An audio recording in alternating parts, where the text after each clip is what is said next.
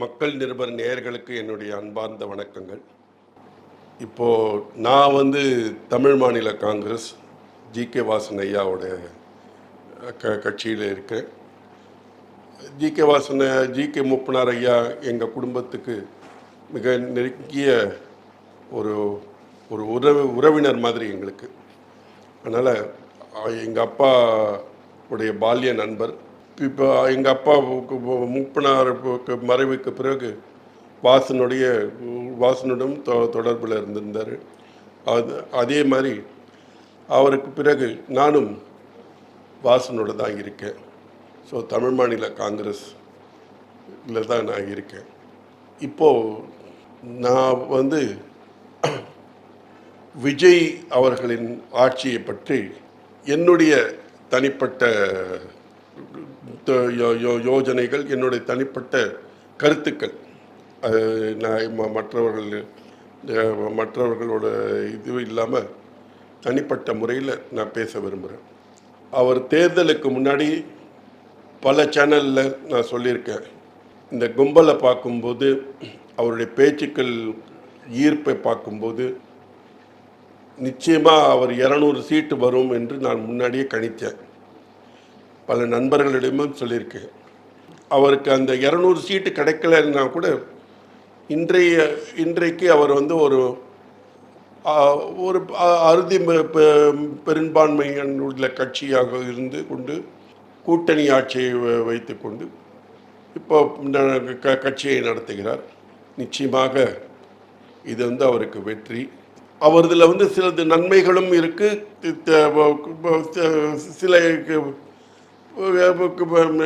சில இடத்துல அவர் தவறுன்னு சொல்ல மாட்டேன், கொஞ்சம் ஜாக்கிரதையாக இருக்கக்கூடிய விஷயங்களும் இருக்குது. அவர் எடுத்துக்கொண்ட முதல் ஸ்டெப்பு ஊழலை அகற்றுவேன் என்ற ஸ்டெப்பு. அதில் அவர் போராடிட்டு இருக்காரு. இப்போ அவர் கொடுத்துருக்கிற சில விஷயங்கள், இங்கே இப்போ நடக்கிற விஷயங்கள் பிரமிக்க வைக்கப்பட்டிருக்கிறது. பல இடங்களில் வேலைகள் மிக துரிதமாக நடக்கிறது. லஞ்சம் வாங்க பயப்படுறாங்க. மக்களுக்கு ஒரு விதமான ஒரு புது ஒரு அனுபவம் இருக்குது. எல்லா இடத்துலையுமே ஃபாஸ்ட்டாக நடக்கிறது, வேலைகள் ஃபாஸ்ட்டாக நடக்குது, லஞ்சம் கேட்பதில்லை, அந்த மாதிரி இருக்குது. தாசில்தார் ஆஃபீஸ் போகும்போது என்ன கேட்குறாங்களோ அது 2 நாளில் கிடைக்குது. போலீஸ் டிபார்ட்மெண்ட்டில் போகும்போது அதெல்லாம் கிடு என்று வேலை நடக்குது. இது ஒரு பக்கம் இருந்தாலும் கிட்டத்தட்ட ஒரு 50-60 வருஷமாக பியூன்லேருந்து சரி இந்த செகண்ட் மணி வாங்கிட்டு இருந்தாங்க. அவங்களுக்கு என்னன்னா, அவங்களுக்கு இப்போ இருக்கிற இந்த கவர்மெண்ட் கொடுக்குற சம்பளம், அவங்களுக்கு போதிய வருமானம் இல்லாததுனால, நான் சொல்கிறது பியூன் லெவல்லையோ இந்த கீழ் லெவலில் அவங்க மேற்படி எதிர்பார்த்துருந்தாங்க. இந்த மேற்படி எதிர்பார்ப்புங்கிறது பிரிட்டிஷ் காலத்திலேருந்து நடக்கிறது. இவருக்கு விஜய் 60 நாளில் சொல்கிற விஷயம் பிரிட்டிஷ் காலத்திலேருந்து நடந்த இந்த மேற்படி விஷயம். இப்போது அதை நிறுத்தணுங்கிறது ஒரு கடினமான காரியம். அதில் சில இடத்துல வேலைகள் தொய்வும் வந்துருக்கு. ஏன்னா அவர்களுக்கு இந்த மாதிரி வாங்கி பழக்கம், அவங்களுக்கு இப்போ இருக்கிற காஸ்ட் ஆஃப் லிவிங்கில் இந்த மேற்படி இல்லாமல் அவங்களால வாழ்க்கை நடத்த முடியலங்கிற ஒரு ஒரு ஒரு விதமான வாழ்க்கையை அவங்க சந்திக்கிறாங்க. அப்படி சந்திக்கும்போது அதில் வரக்கூடிய எதிர்ப்புகள், அதுக்குரிய விளைவுகள், அதனால் இது தொடர்ச்சியாக இருக்குது. கீழ் லெவலில் இவங்க இதுலேருந்து ஆஃபீஸர்ஸ்லேருந்து politicians other side politicians whomever maybe, அவங்கெல்லாம் என்னடா இதெல்லாம் இந்த செகண்ட் மணியை நம்பி தான் அவங்க அவங்களோட வாழ்க்கை தொடர்ந்து இருந்திருக்கு. இப்போ அது இல்லைங்கிற சமயத்தில் அதை நிறுத்தப்பட்டுள்ளதுங்கிற போது அவங்க ரியாக்ட் பண்ணுறாங்க. அந்த ரியாக்ட் பண்ணுறதுனால தான் விஜய் ஆட்சியை கவிழ்ப்பு இந்த மாதிரி பிரச்சனைகள் வந்துகிட்டு இருக்கு. மேஜர் பிரச்சனை விஜய் ஆட்சி கவிழ்ப்புக்கு காரணமே என்னென்னா, அவர் அந்த லஞ்சத்தை அகற்றுவேன் என்று கொண்டு போன முடிவு. அது ஒன்றும் இல்லை. இப்போ சாதாரணமாக நீங்கள் வீடு விற்கிறீங்க, கைட்லைன் வேல்யூ ஒன்று இருக்குது, மார்க்கெட் வேல்யூ ஒன்று இருக்குது. கைட்லைன் வேல்யூக்கு நீங்கள் ஒரு செக்கில் கொடுப்பீங்க, மார்க்கெட் வேல்யூக்கு கேஷாக தான் கொடுக்குறீங்க. அந்த கேஷ் ஜென்ரேஷன் வந்து இப்போ அது நிறுத்தணுங்கிற சமயத்தில் எல்லா விதமான பாதிப்புகள் ஏற்படுது. இது வந்து ஒரு இடத்துல இல்லை, எல்லா இடத்துலையும் நடந்துருக்கு. இங்கே வந்து கார்ப்பரேட் கம்பெனியில் கமிஷன்ஸ் இருக்குது, எல்லா இடத்துலையுமே கமிஷன்ஸ் இருக்குது. இந்த கமிஷன்ஸை வந்து நீங்கள் அதை ஒழிக்கணுங்கிற சமயத்தில் தான் அந்த பிரச்சனை வருது. நெறிப்படுத்தணுங்கிறதுனா கொஞ்சம் பெட்டராக இருந்திருக்கும். அவர் ஒழிக்கணுங்கிற சமயத்தில் அதற்கு உண்டான விளைவுகள் கொஞ்சம் பெரிய விளைவுகளாகவே தான் இருக்குது. சரி, இதனால் அவருக்கு பாதிப்பு இருக்கான்னு கேட்டால் அது இல்லை. அது என்ன ஆகிடுத்து, மக்களிடையே அவருடைய மதிப்பு கூடி போயிடுச்சு. முன்ன 60 பேர் தான், 60% அவரை வந்து ஆதரித்தவர்கள் வந்து இப்போ 80% ஆயிட்டாங்க. அவருடைய மதிப்பு கூட்டிப்படுத்து. இப்போ வந்து இது வந்து தெரியாமல் சில எதிர்கட்சிகள் வந்து அவரோட கவிழ்க்கணும்னு நினைக்கிறாங்க. கவிழ்த்தா எனக்கு தெரிஞ்சு 200 அத்தனை சீட்டு அவர் வந்துடுவார், இவங்களுக்கு ஒரு சீட் கிடைக்குமாங்கிறது ஒரு டவுட் வந்துடும். இது வந்து பிரச்சனை. இவங்க நினைக்கிற மாதிரி இவங்க கவிழ்த்தாங்கன்னா பை எலெக்ஷன் வந்தாலோ அல்லது அடுத்த எலெக்ஷன் வந்தாலோ இதை விட நிச்சயமாக ஏடிஎம்கேங்கிற கட்சி இருக்காது, டோட்டலாக இருக்காது. ஏன் இருக்காது. டிஎம்கேங்கிற கட்சி குறையும், தாவேகாங்கிற கட்சி வந்து கிட்டத்தட்ட 80% எம்எல்ஏஸோட இருப்பாங்க.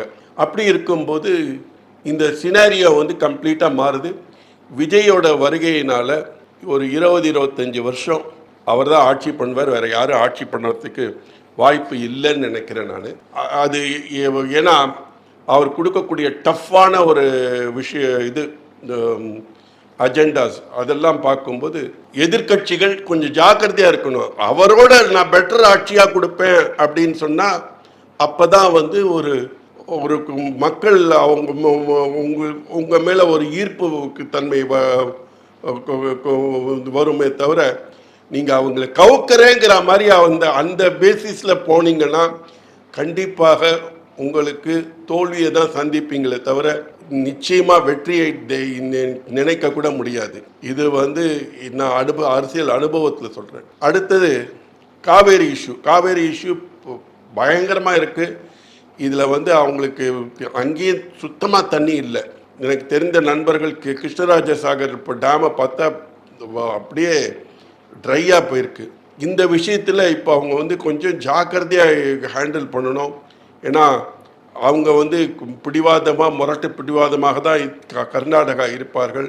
அதே சமயம் தமிழ்நாட்டுக்கு தண்ணி வரணும், அதுக்கு ஏற்ற மாதிரி என்னென்ன செய்யணுமோ அப்படிங்கிறது எல்லாரோடையும் ஒத்து போய் அதே மாதிரி அவங்க கர்நாடகாலையும் அவங்களோடையும் பேசி நிச்சயமாக அவங்க தண்ணி இல்லைன்ற சமயத்தில் அவங்க எங்கேருந்து நமக்கு கொடுக்க போகிறாங்க.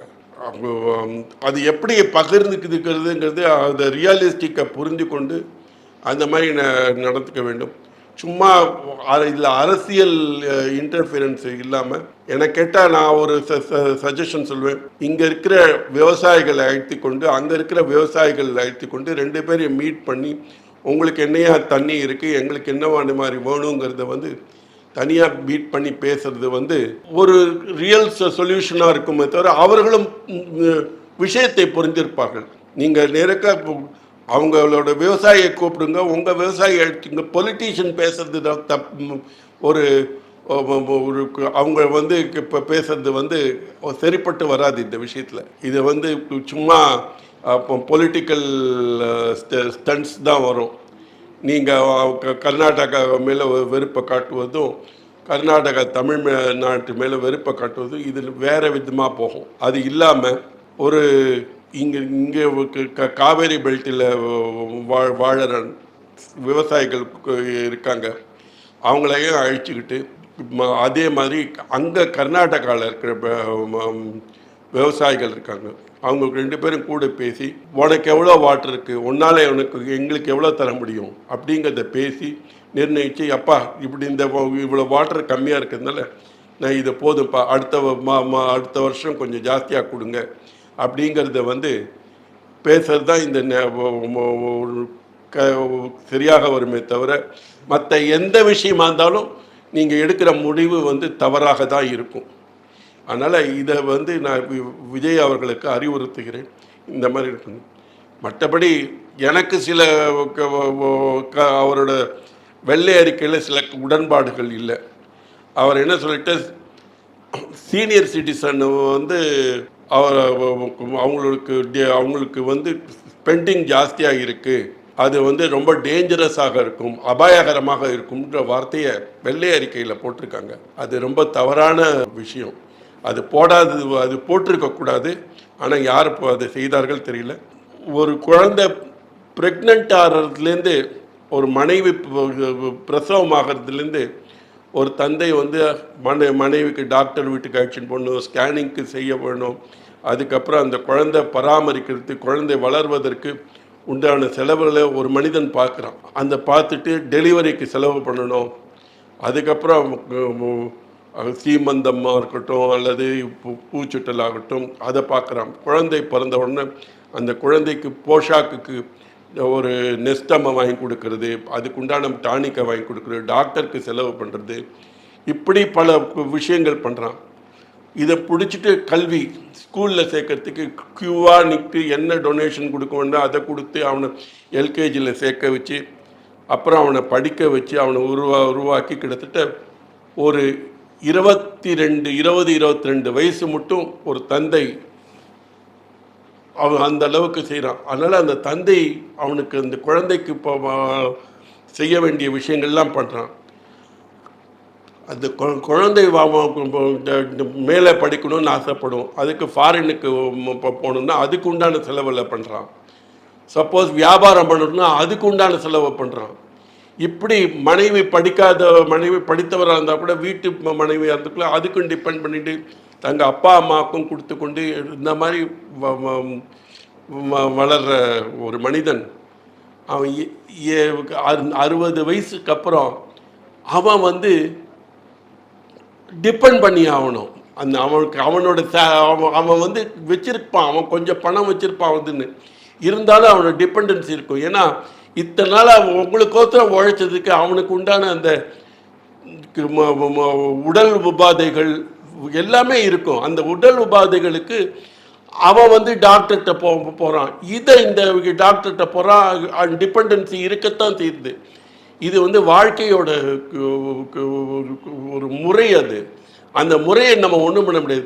அதனால நீங்கள் வந்து எல்டர்லி பீப்புளை குறைக்கணும் அப்படின்னு சொன்னால் அது வந்து ரொம்ப ஒரு அபத்தமான விஷயம். எங்கள் குடும்பத்தில் எங்களுக்கெல்லாம் முக்தாங்கிற பேர், இந்த முக்தாங்கிற பேர் என்னன்னா, எங்களுடைய மூதாதையர்கள் என்ன பண்ணுவாங்க, யாருக்குமே தொந்தரவு வரக்கூடாதுன்று நினச்சிட்டு அவங்களே ஜீவன் முக்தின்ற பேரில் சாப்பிடாம கிப்பிடாம தங்கள் உயிரை கொடுக்க முன் வருவார்கள். அதனால தான் அவங்க ஜீவன் முக்தான்னு பேர். அந்த முக்தாங்கிற பேர் எங்களுக்கு வந்ததுன்னு வச்சுக்கோங்களேன். முக்தாங்கிறது லக்ஷ்மிங்கிற பேரும் உண்டு, இதுக்கும் ஒரு அர்த்தமும் உண்டு. அந்த மாதிரி நீங்கள் நினைக்கிற மாதிரி ஜீவன் முக்தி அடையிறதுக்கோசரம் 60-70 வயசுக்கு மேலே நீங்கள் எல்லாரும் போய் அங்கே போய் இருங்கன்னு சொல்கிறதுல வந்து அர்த்தம் இல்லை. அது வந்து இந்த வெள்ளை அறிக்கையில் இதை போட வேணும். இன்ஃபேக்ட் நீங்கள் என்ன பண்ணிருக்கணும், இந்த மாதிரி மெடிக்கலோட மிராக்கிளில் இப்போ ஏஜ் வந்து முன்னெல்லாம் 50-60 வயசுல தான் கட் ஆஃப் மார்க் இருந்தது, கட் ஆஃப் சைடு இருந்தது, கட் ஆஃப் ஏஜ் இருந்தது. இப்போ அது எக்ஸ்டெண்ட் ஆகி இப்போ 80 வயசு மட்டும் இருக்குது. இப்போ 80 வயசு மட்டும் தாராளமாக ஒருத்தர் ஈஸியாக உயிர் வாழலாம். அந்த 80 வயசுக்கு உண்டான என்னென்ன இதுங்கிறது அதுக்கு உண்டான நீங்கள் இது எடுங்க, நடவடிக்கை எடுங்க, அதுக்கு உண்டான என்ன உண்டோ அதை பண்ணுங்க. இன்ஃபேக்ட் 60 வயசுக்கு அப்புறம் கூட யாருமே வந்து வேலை செய்யாமல் இருக்கிறதுக்கு பிடிக்கிறது இல்லை, யாருமே வேலை செய்யாமல் இருக்கிறது இல்லை. ஏதோ அவர்களால் ஒன்றும் இல்லை, கீழ் லெவலில் செக்யூரிட்டியாக போகிறான். வேலையில் டிவிஎஸில் வேலை ரிட்டையர் ஆனதுக்கப்புறம் அங்கேருந்து செக்யூரிட்டி வேலையாக போகிறான், ஒரு சர்வராக ஒரு இடத்துக்கு போகிறான், ஒரு மேனேஜராக ஒரு இடத்துக்கு போகிறான், ஹோட்டல் மேனேஜராக போகிறான். அதே மாதிரி ஏதாவது ஒரு வேலை அவங்களுக்குன்னு ஒரு வேலையை நீங்கள் வந்து டெவலப் பண்ணுங்கள். ஒரு கவர்மெண்ட் சர்வெண்ட்டாக இருந்தாலும் சரி, ப்ரைவேட்டு சர்வெண்ட்டாக இருந்தாலும் சரி, அவங்களுக்கு உண்டான வேலையை அவங்க செய்யறதுக்கு ரெடியாக இருப்பாங்க. அந்த அந்த ஏஜுக்கு ஏற்ற மாதிரி இப்போ வந்து ஒரு 60 முன்னாடிலாம் 40 50 வயசுலேயே ஒருத்தர் வந்து வயோதிக பிரச்சனைக்கு வரும். இப்போ அது இல்லாமல் கொஞ்சம் 70 வயசு மட்டும் இருக்குங்க. 70 வயசு மட்டும் அவங்களால தெம்பாக வேலை செய்ய முடியும். அதனால் அதுக்கு உண்டான ஒரு வேலைகளை வந்து விஜய் கொடுக்க வேண்டுமே தவிர அவர்களை இது வந்து ஒரு அபாயகரமானது, அது வந்து இதை கண்ட்ரோல் பண்ணணும் அப்படிங்கிறது வந்து நீங்கள் இப்போ பண்ண போனீங்கன்னா இது வந்து தவறாக வேறு விதமாக முடியும் உண்டு. அதுக்குண்டான இன்சூரன்ஸஸ் இருக்குது, அதுக்குண்டான விஷயங்கள் நிறைய இருக்குது. அதனால் சில இடத்துல இவங்க வந்து கவனங்கள் செலுத்த வேண்டிய இடங்கள் தான் இருக்குது. மற்றபடி இவங்க வந்து சொன்னாங்க இந்த மாதிரி சில ஊழல்வாதி இன்னைக்கு கூட ஒரு பிரபல ஒரு ஐஏஎஸ் ஆஃபீஸர் வந்து சொன்ன ரிட்டையர்டு ஐஏஎஸ் ஆஃபீஸர் பேசினார். அவர் என்ன சொல்கிறாரு அப்படின்னா, ஊழல்வாதிகளை சேர்க்காதீங்கிறாங்க. இந்த ஊழல்வாதிகளை சேர்க்காதீங்க சொல்கிறது உண்மையான வாஸ்தவம் தான். ஆனால் ஒன்று ஹெட்டு வந்து ஊழல் செய்ய மாட்டேன்னு ஒரு விஷயத்தை எடுத்தாங்கன்னா அதில் அந்த கட்சியில் சேருபவர்களோ அல்லது அந்த கட்சியை ஒரு தன்மையை பார்த்துட்டு தான் அதுக்கேற்ற மாதிரி தான் அந்த அரசியல்வாதியும் தன்னை மாற்றிக்கொள்வார். இவர் ஏன்னா அவருக்கு தெரியும் அவங்களுக்கு எப்படி இந்த கட்சி எப்படி இருக்குங்கிறது தன்னை அடாப்ட் பண்ணிப்பார். பல ஊழல்வாதிகள் நேர்மையான அரசியலும் பண்ணியிருக்காங்க. சமயம் கிடைக்கும் போது என்னென்ன பண்ண முடியுமோ அதுக்கு லஞ்சமும் வாங்கியிருக்காங்க, இல்லைன்னு நான் சொல்லலை. அதனால் எல்லாருமே நம்ம வந்து ஒரேடியாக வந்து ஊழல்வாதி இவர் வேண்டான்னு நம்ம சொல்லவும் முடியாது. அந்த மாதிரி நீங்கள் இப்போ பார்த்தீங்கன்னா எல்லாருமே ஒவ்வொரு சமயம் எல்லாருமே நமக்கு இன்க்ளூடிங் நான் என்னையும் சேர்த்து ஏதோ ஒரு இடத்துல நானும் ஒரு விஷயத்தில் பிளாக் மணி இல்லாமையோ அல்லது இல்லை ஃபேவரிசம் இல்லாமையோ இருந்திருக்க மாட்டோம். அதனால் இதை வந்து ஒரு கண்ட்ரோல்டு, அது எப்படி இதோட ஐடியாலஜியை எப்படி அதை கொண்டு போகணும், எப்படி மக்கள்லேருந்து அது கொண்டு வந்திருக்காரு. இப்போ எனக்கு ரொம்ப சந்தோஷமாக இருந்தது அவரோட பேச்சில்.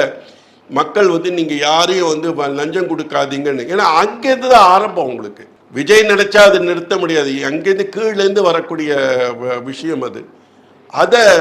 அதை வந்து அங்கேருந்து வந்த விஷயங்களை கொண்டு வந்து எவ்வளவு அதை குறைத்து மக்களுக்கு அதனால எப்படி அது பயன்படுறது, அதனால தொழில் வளர்ச்சி, தமிழ்நாடு வளர்ச்சி, எல்லா விதமான வளர்ச்சியை பண்ணும்போது இது வந்து ஒரு பெரிய நமக்கு ஒரு சொர்க்க பூமியாக மாறுங்கிறது எனக்கு நம்பிக்கை இருக்குது. விஜய்க்கு மறுபடியும் வாழ்த்துக்கள் சொல்லிட்டு, மேலும் இதே கடைப்பிடிங்க, எந்த விதமான சேஞ்சும் பண்ணாதீங்க. அதே சமயம் சின்ன சின்ன பிரச்சனைகள் வந்தால் அதில் இருக்கிற கவனத்தை குறைக்காமல் மீண்டும் நல்ல ஒரு நல்ல நோக்கத்தோடு நல்ல லட்சியத்தோடு இந்த அரசு வளர வேண்டும், நீண்ட நாள் இருக்க வேண்டும் என்று சொல்லி வாழ்த்து.